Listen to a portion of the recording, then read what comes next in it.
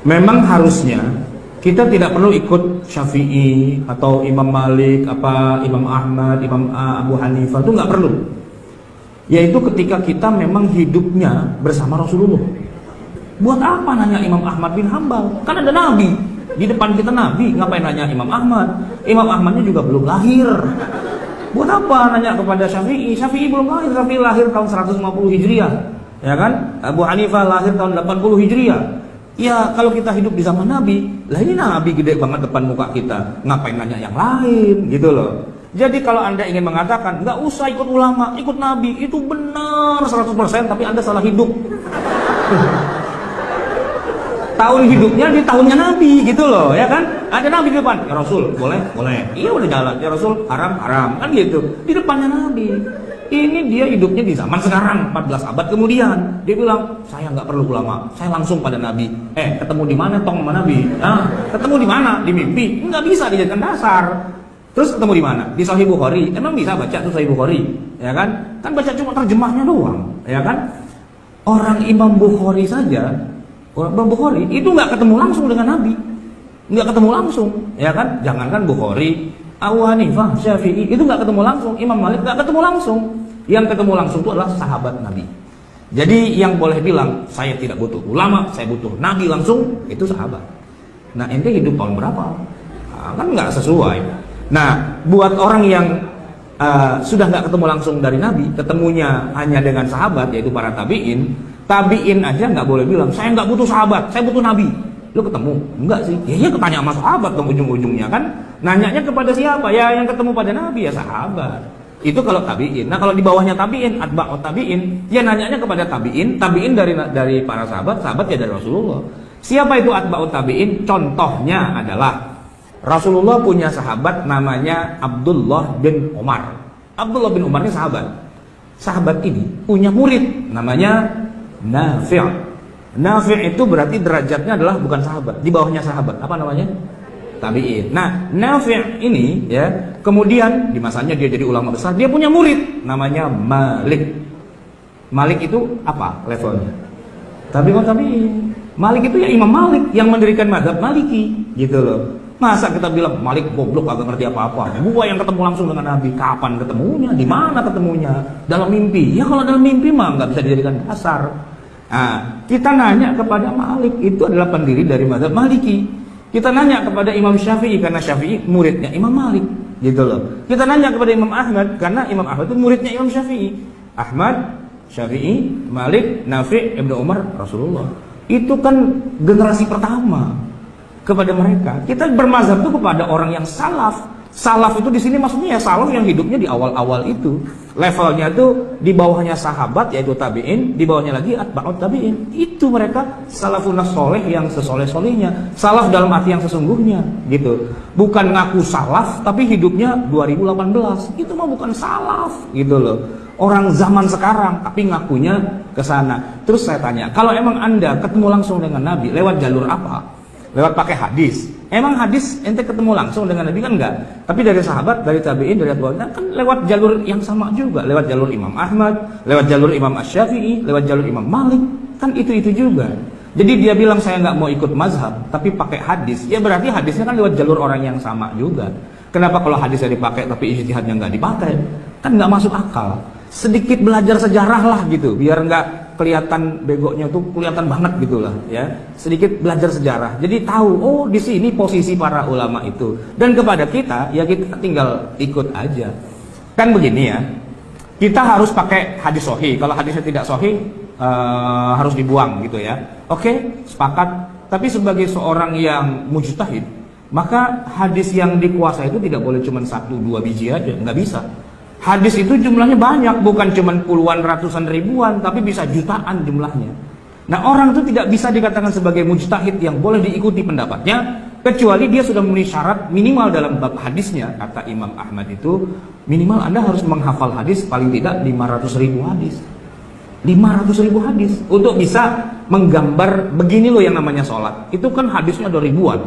Nah kalau cuma tahunya 10-20 hadis atau 40 hadis arba'in nawawiyah, ngaku-ngaku sudah mujtahid, nggak bisa. Kenapa? Karena masih ada ribuan hadis lagi.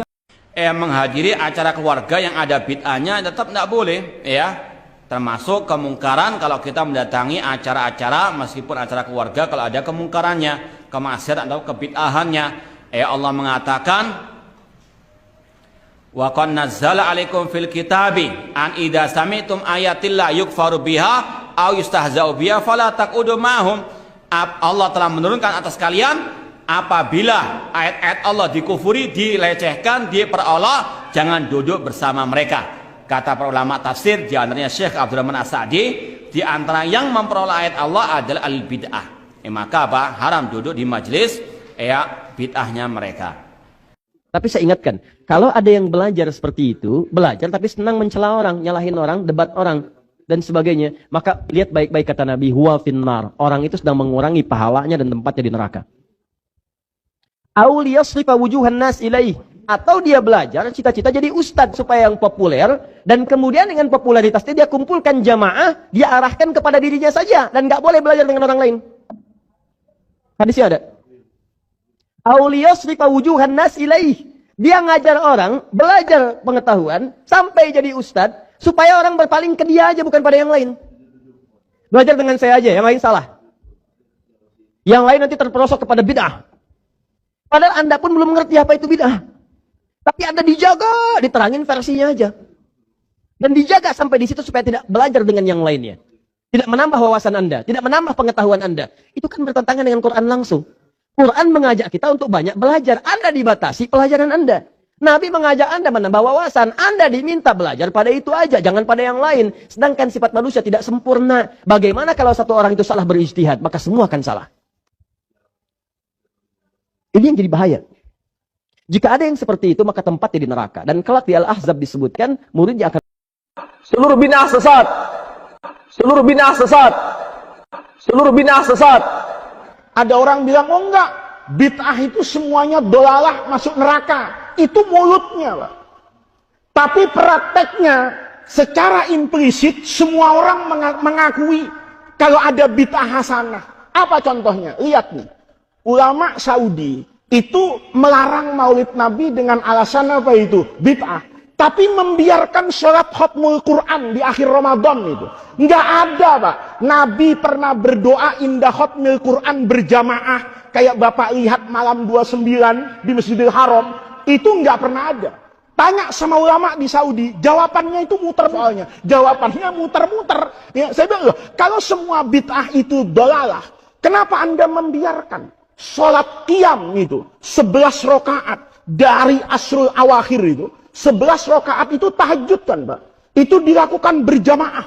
Itu tidak pernah Rasulullah kerjakan. Hebatnya lagi, indah khatmil Quran, baca dua khatmul Quran kencang-kencang itu. Nggak pernah ada riwayat. Jangankan hadis do'if, hadis maudhu nggak ada. Kalau Rasulullah itu pernah menghatamkan Quran ramai-ramai dalam sholat, kemudian dibacakan doa. Itu katanya, kalau semua jadi orang itu, Pak, sebetulnya ada inkonsistennya. Ya, mulutnya bisa jadi ngomong gitu, tapi kelakuannya itu belum tentu membenarkan lisannya. Jadi kalau ada orang masih bicara kullu bid'atin dolalah, itu cuman nggak mau membuka mata dan hatinya. Oh, ini bentuk ibadah itu nggak boleh diada-adakan, harus diapakan itu, harus murni dikerjakan oleh Rasulullah. Ya udah, berantas saja dulu bid'ah yang ada di masjid apa itu Al-Haram, yang jelas tidak dilakukan tidak oleh Nabi dan tidak oleh sahabat.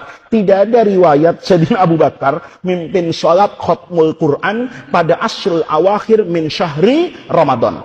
Daftar bid'ah yang dilakukan Wahabi sesuai definisi bid'ah menurut Wahabi sendiri. Yang pertama, membagi tauhid menjadi 3, yaitu tauhid rububiyah, uluhiyah, dan asma wa sifat. Jelas Rasulullah dan para sahabat serta generasi ulama salaf tidak pernah melakukannya. 2. Mujasimah atau menjisimkan zat Allah atau menyerupakan Allah dengan makhluk. Ini adalah bid'ah yang paling berat karena jelas-jelas Allah itu tidak serupa dengan apapun ciptaannya. 3. Salat Jumat dengan khutbah bahasa Indonesia, padahal contoh dari Nabi khutbah itu selalu pakai bahasa Arab. 4. Merayakan Maulid Al-Saud. Mereka anti Maulid Nabi tapi nggak anti dengan Maulid Al-Saud dan Maulid Muhammad bin Abdul Wahab, pendiri Wahabi itu sendiri. 5. Mengkhususkan amalan tertentu atau taklim pada hari-hari tertentu yang tidak pernah dicontohkan Rasulullah, seperti contohnya daurah setiap Ahad. Kalau mereka yang melakukannya bukan bid'ah, tapi kalau kita yang tablik dibilang bid'ah, sesat, masuk neraka.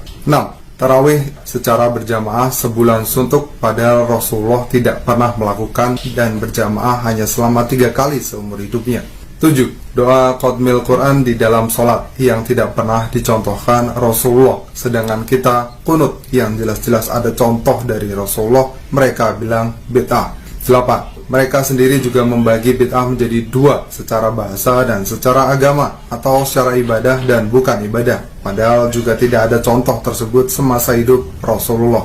Lihat kan, kalau kelompok mereka yang melakukan bid'ah, mereka bilang bukan bid'ah, tapi kalau kita yang melakukan, itu dibilang bid'ah, syirik, khurafat, zindik, sesat, masuk neraka. Sudah jelas